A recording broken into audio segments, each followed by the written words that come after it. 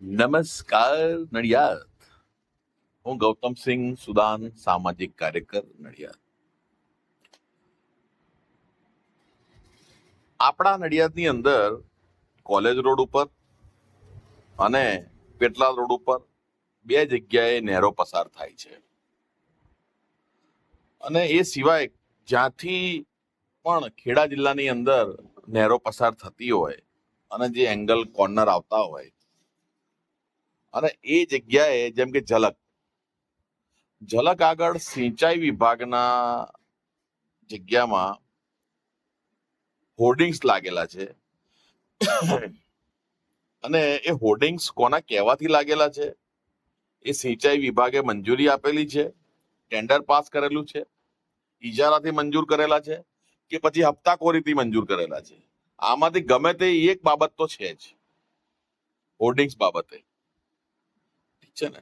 College રોડે પણ hoardings લાગેલા છે આની નહેરના સિંચાઈ વિભાગની જગ્યા પર, અને ઝલક આગળ પણ હોર્ડિંગ્સ લાગેલા છે સિંચાઈ વિભાગની જગ્યા પર.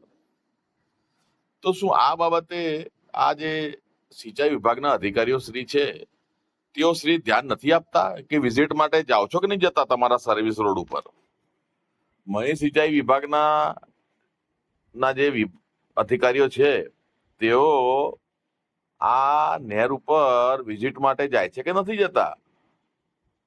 જો જતા હોય અને વિઝિટ ખાલી જતા હોય તો વિઝિટ ચોપડે બતાવી હશે, અને ચોપડે વિઝિટ હોય અને એ તમને હોર્ડિંગ્સ ના દેખાયા હોય એવું બને નહીં. અને જો હોર્ડિંગ્સ છે ને નજરઅંદાજ કરીને તમે ત્યાંથી નીકળી ગયા છો તો પછી તમારા ખિસ્સા કોકે ગરમ કર્યા હોય એ સાબિત થાય. એમ તો કોઈ રહેવા ના દે, બરોબર? એટલે મારા મહી સિંચાઈ વિભાગના, ટૂંકમાં સિંચાઈ વિભાગના, મહી સિંચાઈ એકલું સિંચાઈ વિભાગ ખેડા જિલ્લામાં લાગુ પડતું હોય તે, એમાં પણ નડિયાદમાં જે લાગુ પડતું હોય તે સિંચાઈ વિભાગ, બરાબર? આમાં બધા ઘણા બધા વિભાગો છે. પણ આપણે મુદ્દાની વાત કે જે નડિયાદમાં જેટલી જગ્યાએ નહેર પસાર થાય છે ત્યાં હોર્ડિંગ્સ લાગેલા છે, જે એ સિંચાઈ વિભાગના અધિકારીઓની જાણમાં લાગેલા છે કે પછી ધક્કે પંચે દોડશો એવું તો નહીં ને? એટલે જરા ધ્યાન આપજો અને જે બનતી કાર્યવાહી કરજો. નવા વર્ષમાં કંઈક તો સારું કરો.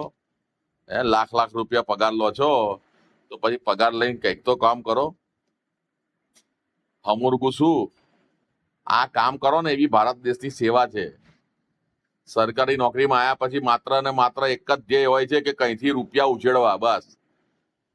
એવું નથી કહેતો કે બધા સરકારી કર્મચારીઓ લાંચિયા હોય છે, પણ અત્યારે જેમ એન્ટી કરપ્શન બ્યુરોના જે સાહેબો છે, જે વિભાગ છે, એ જેવી રીતે સરકારી બાબુઓને અત્યારે પકડી રહ્યું છે, એમને પર ટ્રેપ થઈ રહી છે, એના ઉપરથી તો એવું જ લાગે છે કે સરકારી કર્મચારીઓ માત્ર એક જ ઈરાદાથી આવે છે કે ભાઈ કઈ રીતે નાણાં, નકદ નારાયણ કઈ રીતે ઉલેચવા, કઈ રીતે પૈસાને ઉલેચવા,